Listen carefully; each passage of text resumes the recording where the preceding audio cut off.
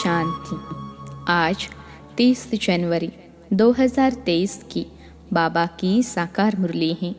मुरली के महावाक्य हैं, मीठे बच्चे, तुम ईश्वरीय संतान हो। तुम्हारा यह अमूल्य जीवन है। तुम्हारा ईश्वरीय कुल बहुत ही श्रेष्ठ है। स्वयं भगवान ने तुम्हें एडॉप्ट किया है। इसी नशे में रहो। प्रश्न है, शरीर का भान टूट जाए उसके लिए किस अभ्यास की आवश्यकता है? उत्तर है, चलते फिरते अभ्यास करो कि इस शरीर में हम थोड़े टाइम के लिए निमित्त मात्र हैं। जैसे बाप थोड़े समय के लिए शरीर में आए हैं, ऐसे हम आत्मा ने भी श्रीमत पर भारत को स्वर्ग बनाने के लिए यह शरीर धारण किया है। बाप और वर्षा याद रहे तो शरीर का भान टूट जाएगा। इसको ही कहा जाता है सेकंड में जीवन मुक्ति। दूसरी पॉइंट है, अमृत वेले उठ बाप से मीठी मीठी बातें करो तो शरीर का भान खत्म होता जाएगा। गीत है, ओम नमो शिवाय, ओम शांति। भगवान होता ही है एक जो बाप भी है। बच्चों को समझाया गया है, आत्मा का रूप कोई इतना बड़ा लिंग नहीं है। आत्मा तो बहुत छोटे स्टार मिसल भ्रकुटी के बीच में है। कोई इतना बड़ा ज्योतिर्लिंगम नहीं है जैसे मंदिरों में रखा हुआ है। नहीं, जैसे आत्मा वैसे परमात्मा बाप है। आत्मा का रूप मनुष्य जैसा नहीं है। आत्मा तो मनुष्य तन का आधार लेने वाली है। आत्मा ही सब कुछ करती है। संस्कार सब आत्मा में है। आत्मा स्टार है। आत्मा ही अच्छे व बुरे संस्कारों अनुसार जन्म लेती है। तो इन बातों को अच्छी रीति समझना है। मंदिरों में लिंग रखा हुआ है, इसलिए समझाने के लिए हम भी शिवलिंग दिखाते हैं। इनका नाम शिव है। बिगर नाम के कोई चीज़ होती नहीं। कुछ न कुछ आकार है। बाप है परम धाम में रहने वाला। परमात्मा बाप कहते हैं, जैसे आत्मा शरीर में आती है वैसे मुझे भी आना पड़ता है नर्क को स्वर्ग बनाने। बाप की महिमा सबसे न्यारी है। अभी तुम बच्चे जानते हो, तुम आत्माएं आई हो यहाँ पार्ट बजाने। यह बेहद का अनादि अविनाशी ड्रामा है। इनका कभी विनाश नहीं होता, यह फिरता ही रहता है। बाप रचता भी एक है, रचना भी एक है। यह बेहद सृष्टि का चक्र है। 4 युग हैं। दूसरा है कल्प का संगम युग, जिसमें ही बाप आकर पति दुनिया को पावन बनाते हैं। यह चक्र फिरता रहता है। तुम बच्चों को अब स्मृति आई है कि हम सब आत्माएं परम धाम में रहने वाली हैं। इस कर्म क्षेत्र पर पार्ट बजाने आए हैं। इस बेहद के ड्रामा को रिपीट होना है। बाप है बेहद का मालिक। उस बाप की अपरम अपार महिमा है। ऐसी महिमा और कोई की नहीं है। वह मनुष्य सृष्टि का बीज रूप है, सबका फादर है। बाप कहते हैं, मैं पराई रावण की दुनिया में आता हूँ। एक तरफ है आसुरी गुणों वाली संप्रदाय, दूसरी तरफ है दैवी गुणों वाली संप्रदाय। इनको कंस बुरी भी कहते हैं। कंस असुर को कहा जाता है। श्री कृष्ण को देवता कहा जाता है। अब बाप आए हैं देवता बनाने और सबको वापस ले जाने। और कोई की ताकत नहीं। बाप ही बैठ बच्चों को शिक्षा दे दैवी गुण धारण कराते हैं। यह बाप की ही फर्ज अदाई है। बाप कहते हैं, जब सभी तमोप्रधान हो जाते हैं, मुझे भूल जाते हैं, न सिर्फ भूल जाते हैं परंतु मुझे पत्थर ठिक्कर में ठोक देते हैं, इतनी ग्लानि कर देते हैं। तब तो मैं आता हूँ, मेरे जैसी ग्लानि किसकी नहीं करते। तब तो मैं आकर तुम्हारा लिबरेटर बनता हूँ, सबको मच्छरों सदृश ले जाऊंगा और कोई ऐसे कह न सके कि मन मना भव। मुझ अपने परमपिता परमात्मा को याद करो तो तुम्हारे विकर्म विनाश होंगे। श्री कृष्ण तो कह न सकें, परमात्मा की महिमा तो बच्चे जानते हैं। वह ज्ञान का सागर, सुख का सागर है। फिर सेकंड नंबर में है ब्रह्मा, विष्णु, शंकर। ब्रह्मा द्वारा स्थापना कौन करेगा? क्या श्री कृष्ण परमपिता परमात्मा शिव बैठ समझाते हैं कि पहले पहले हमको चाहिए ब्राह्मण, तो ब्रह्मा द्वारा ब्राह्मण मुख वंशावली रचता हूँ, वह है कुख वंशावली। तुम अब संगम में ब्रह्मा की संतान हो। बाप आकर शूद्र से ब्राह्मण बनाते हैं। अभी तुम हो ईश्वरीय कुल के। ईश्वर हुआ निराकार, ब्रह्मा हुआ साकार। बाप पहले पहले ब्राह्मण फिर देवता बनाते हैं, देवता के बाद क्षत्रिय। यह चक्र फिरता रहता है। फिर इनसे और धर्म निकले हैं। मूल है भारत। यह भारत अविनाशी खंड है, जहाँ बाप आकर स्वर्ग बनाते हैं। वह बाप भी हैं, टीचर भी हैं, तुम्हारा सद्गुरु भी हैं। उनको फिर सर्वव्यापी कैसे कह सकते? वह तो तुम्हारा बाप है। इस दुनिया में सिवाय तुम ब्राह्मणों के कोई त्रिकालदर्शी हो नहीं सकता। तुम बच्चे समझते हो परमपिता परमात्मा के साथ हम परमधाम के रहने वाले हैं। फिर नंबरवार कर्म क्षेत्र पर आते हैं। फिर पिछाड़ी में हम ही जाते हैं। 84 जन्म पूरे लेने हैं। बाप समझाते हैं तुमने कितने जन्म लिए और कैसे वर्णों में आए। यह चक्र चलता रहता है। अभी तुम हो ईश्वरीय संप्रदाय। यह तुम्हारा अमूल्य जीवन है, जबकि तुम ईश्वरीय संतान बने हो। ब्रह्मा द्वारा बाप आकर एडॉप्ट करते हैं।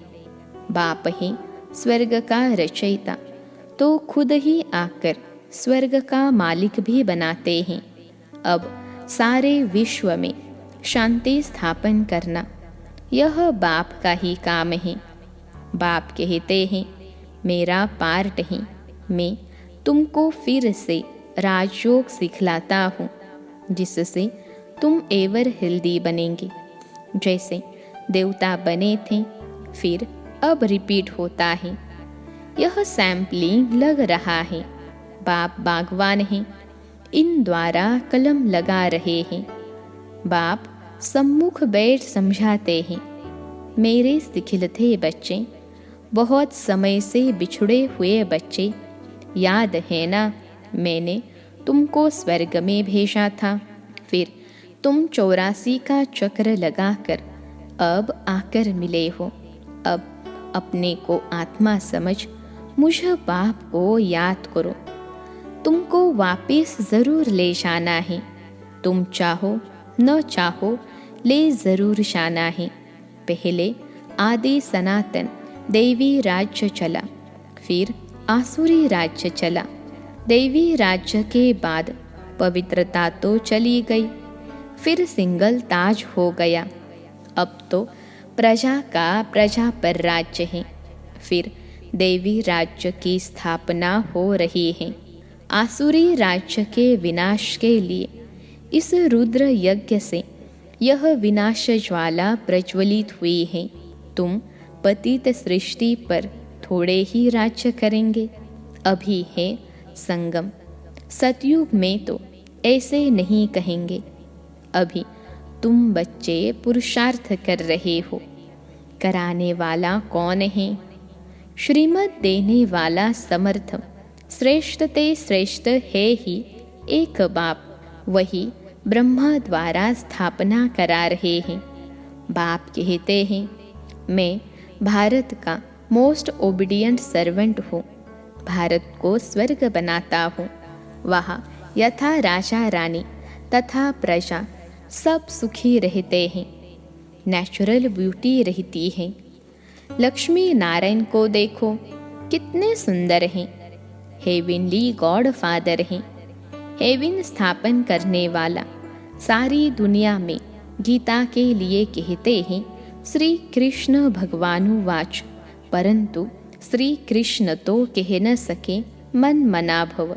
मामेकम याद करो तो विकर्म भस्म हो। और कोई उपाय भी नहीं है। गंगा तो पतित पावनी है नहीं, वह थोड़े ही कहेगी कि मामेकम याद करो। यह तो एक बाप ही बैठ समझाते हैं।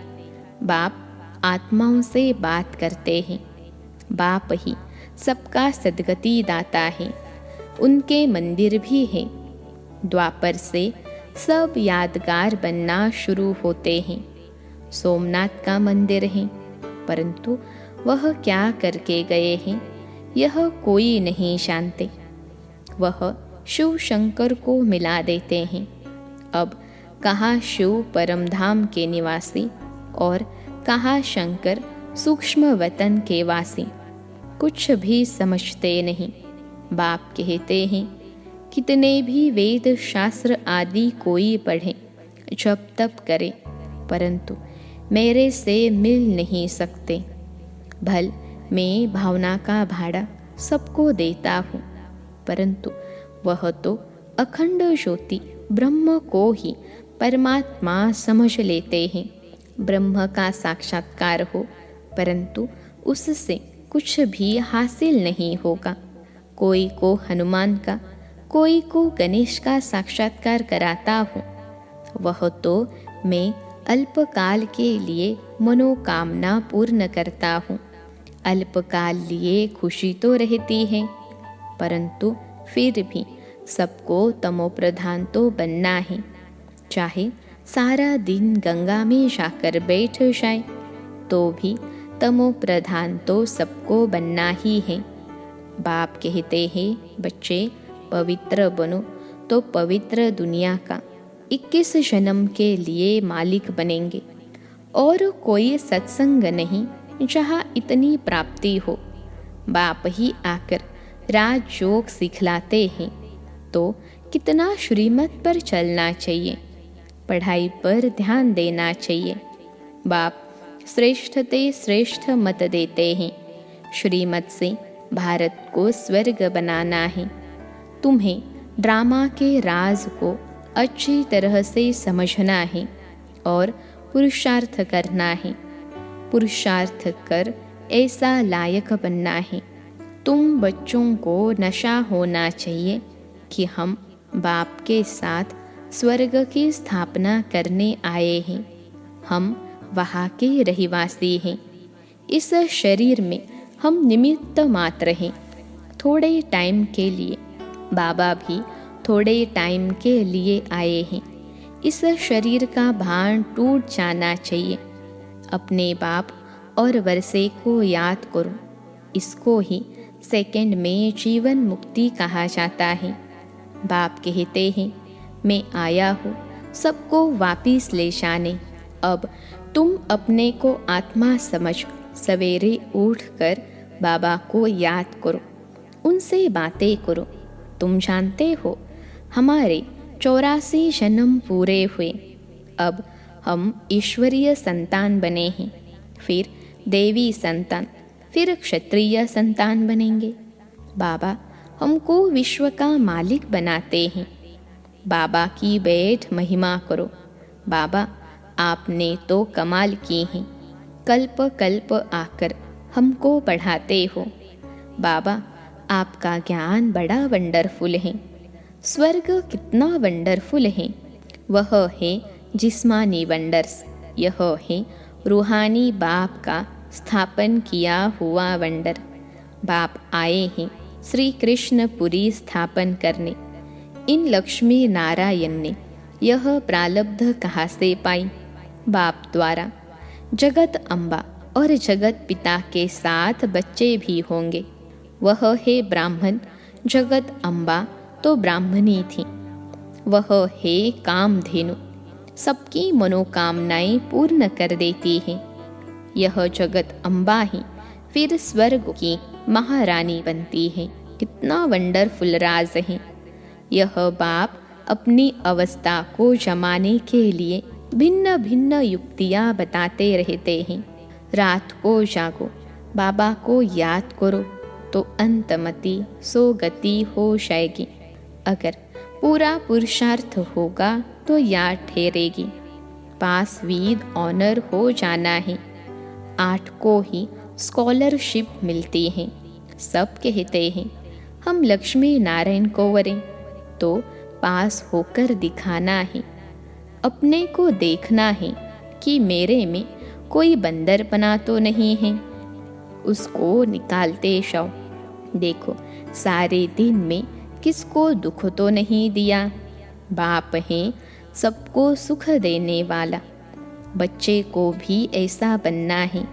वाचा कर्मना से कोई को भी दुख नहीं देना है। सच्चा सच्चा रास्ता बताना है। वह है हद के बाप का वर्षा। यह है बेहद के बाप का वर्षा। सो तो जिसको मिलता होगा वही बताएंगे।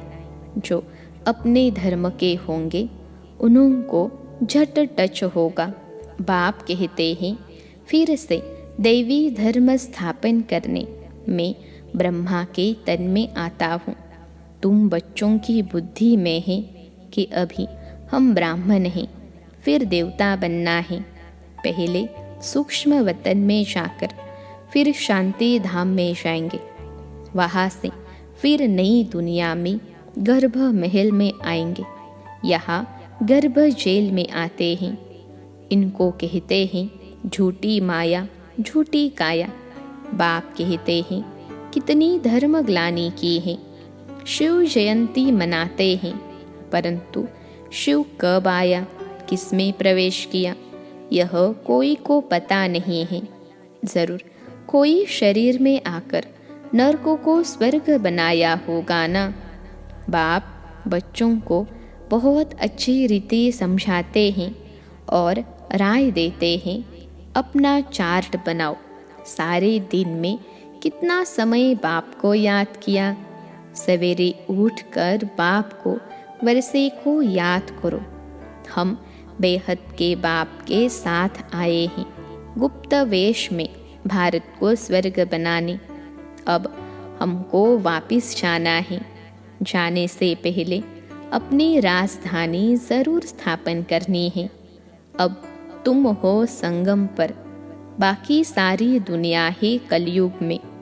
तुम संगम युगी ब्राह्मण हो। बाप बच्चों के लिए सौगात ले आते हैं, मुक्ति और जीवन मुक्ति की। सतयुग में भारत जीवन मुक्त था, बाकी सब आत्माएं मुक्ति धाम में थीं। बाप हथेली पर बहिश्त ले आते हैं तो ज़रूर उसके लिए लायक भी खुद ही बनाएंगे। अच्छा, मीठे मीठे सिखिलते बच्चों प्रति माता पिता बाप दादा का याद प्यार और गुड मॉर्निंग। रूहानी बाप की रूहानी बच्चों को नमस्ते। हम रूहानी बच्चों की सिखिलते रूहानी माता पिता बाप दादा को याद प्यार, गुड मॉर्निंग और नमस्ते बाबा नमस्ते। धारणा के लिए मुख्य सार पहली पॉइंट है, सदा इस नशे में रहना है कि हम बाप के साथ स्वर्ग की स्थापना के निमित्त हैं।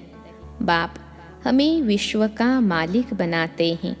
दूसरी पॉइंट है, बाप समान सुख देने वाला बनना है।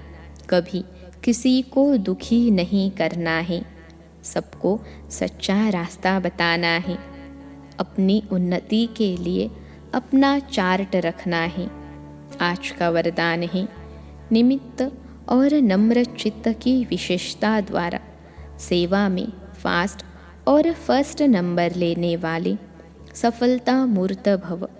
निमित्त और नम्र चित्त की विशेषता द्वारा सेवा में फास्ट और फर्स्ट नंबर लेने वाले सफलता मूर्त भव।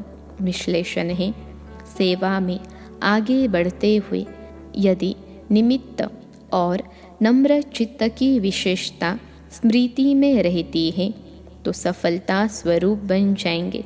जैसे सेवाओं की भागदौड़ में होशियार हो, ऐसे इन दो विशेषताओं में भी होशियार बनो।